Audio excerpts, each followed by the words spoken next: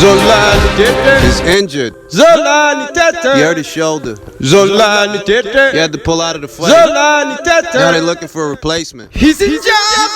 He cannot fight. All right. Well, the news broke earlier today that Zolani Tete, WBO champion, has pulled out of his upcoming fight this weekend with Nonito Donaire. That was going to be a unification fight. That was a fight of some significance, a fight that was going to be reflected in the Ring IQ pound-for-pound list, that regardless of who the winner was, they would have earned a spot on the list. So, for me personally, the fight was of some significance, and I'll go as far as saying that the fight itself and the tournament itself, the World Boxing Super Series, it's an escape from the bullshit. It's a breath of fresh air from the bullshit that we're normally dealing with in the sport of boxing as of late.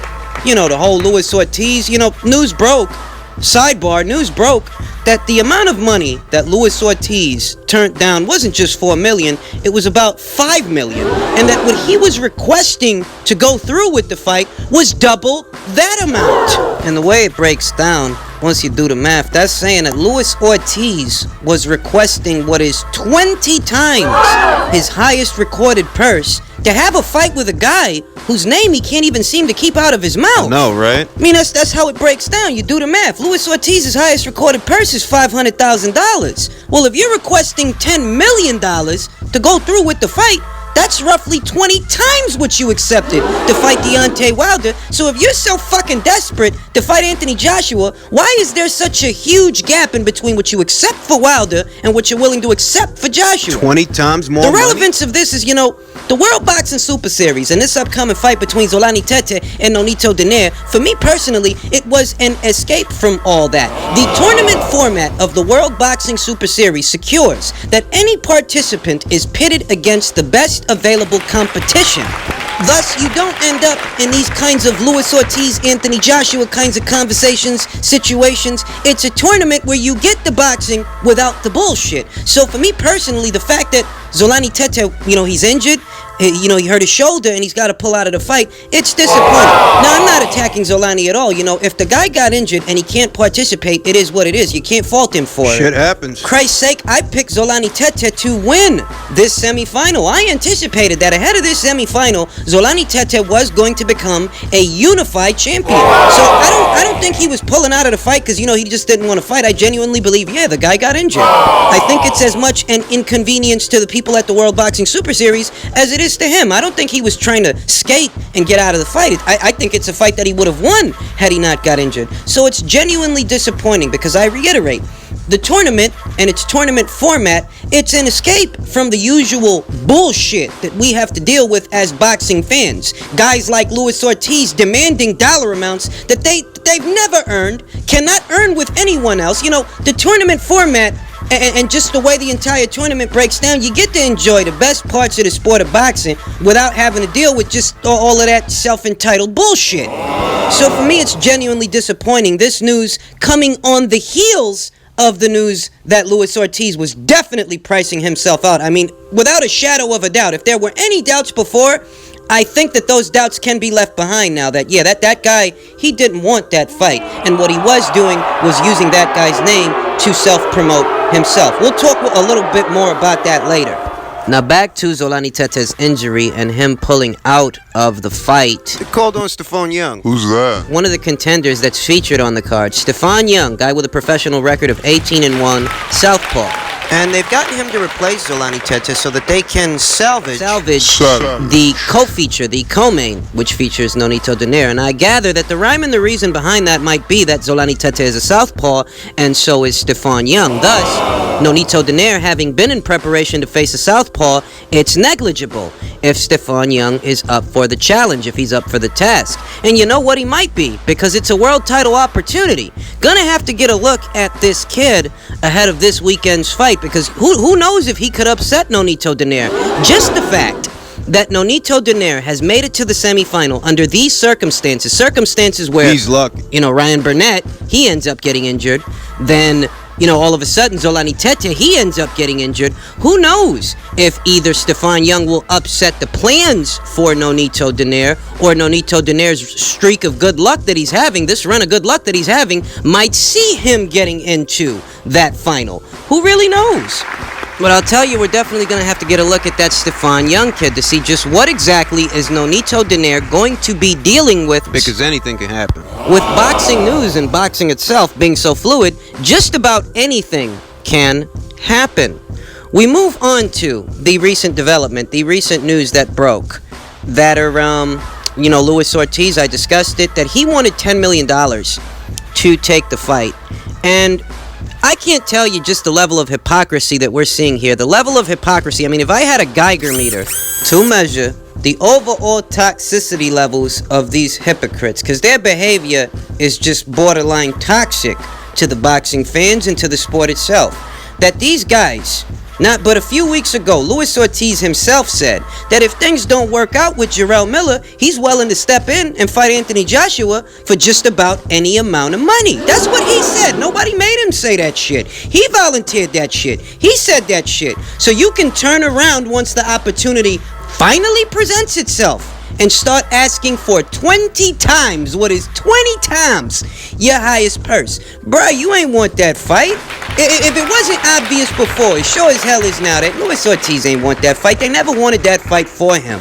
They just wanted to use that boogeyman air and Anthony Joshua's name to self-promote. Now, we've already discussed Luis Ortiz's angle in this story, his part of this story, and why it would be absolutely ridiculous. It would be completely foolhardy of him and his team to allow him to walk away from an opportunity like this. We've already discussed that in great detail, and this news only adds to that. It only compounds the stupidity of this just self-entitled behavior. But that's just it. It's the self-entitled behavior that's grabbing my attention right now most of all. You know, pugilism.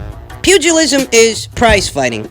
Guys going out there training, staying in shape, and swapping punches for big cash prizes. That's the occupation. I mean, by definition, that's what it is. But there's a little bit more to it than that. There's wanting to achieve something. You know, you can do the job. You can always do the job, and you can be good at the job, or you can be great at the job. And that's just it.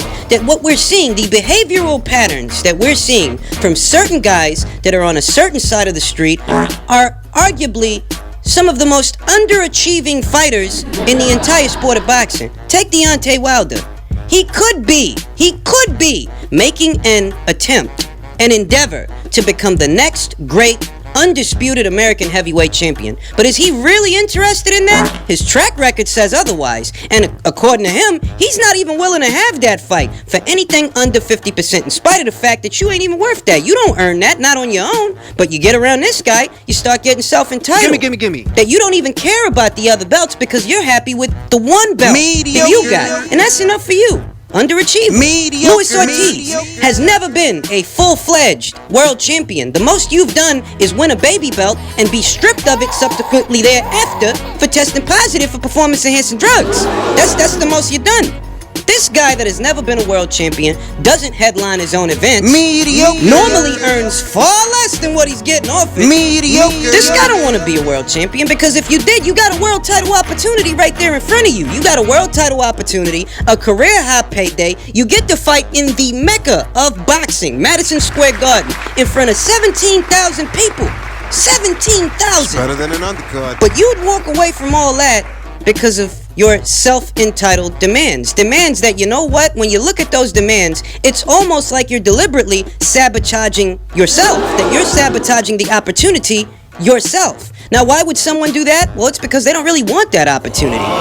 We often talk about how no one puts value on the opportunity. That a lot of these guys, they get a shot at 3 world titles and they fuck it up for themselves. Like they put no value in what happens after the fight, should you win. We often talk about that, but you know what? Maybe the reason that these guys don't put any value on the opportunity is because they don't actually want it. Underachievers. They are happy and content in their own mediocrity. They do not aspire to that next level. That yes, you're all prize fighters.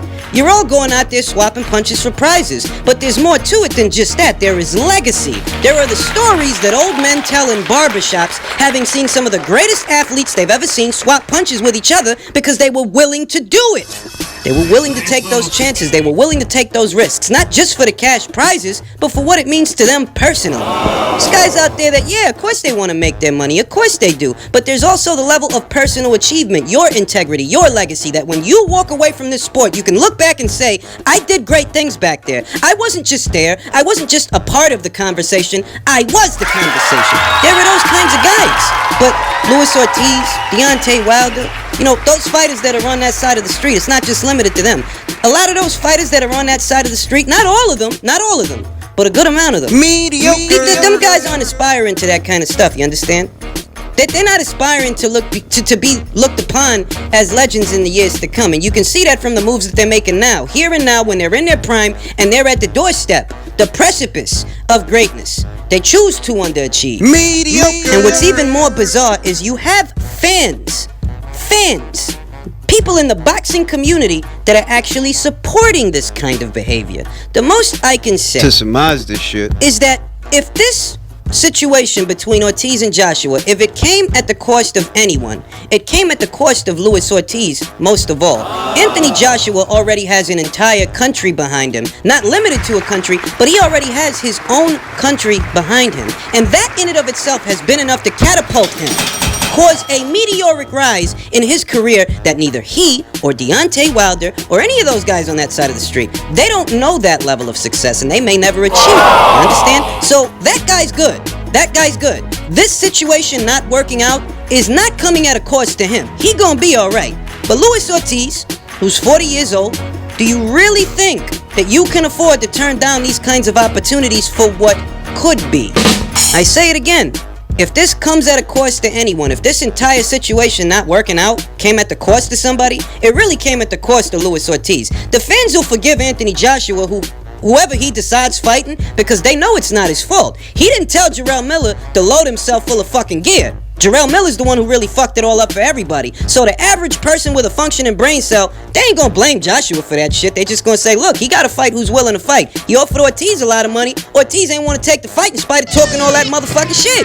He just ain't wanna fight. He was just talking shit. That's what they're gonna say. So whoever he fights, most people are gonna be okay with that. They're not gonna blame him for that if it ends up being a lackluster opponent. But for Ortiz, it's gonna forever haunt him that you didn't want that fight, dog. You spent all that time talking that shit. You ain't want that motherfucking fight. If this comes at a cost to anybody, it ain't Anthony Joshua. He'll be alright. It comes at the greatest cost to Ortiz, the guy who said he'd be willing to step in and fight Anthony Joshua for just about any amount of money, but turned right the fuck around and did a full 180 when they was at his doorstep with an offer. In other news, it appears that a rematch situation has been orchestrated between WBA regular champion Rob Brant and former WBA regular champion Ryota Murata, scheduled to go down in July at the Osaka Arena in Osaka, Japan on July the 12th. And these are just my thoughts.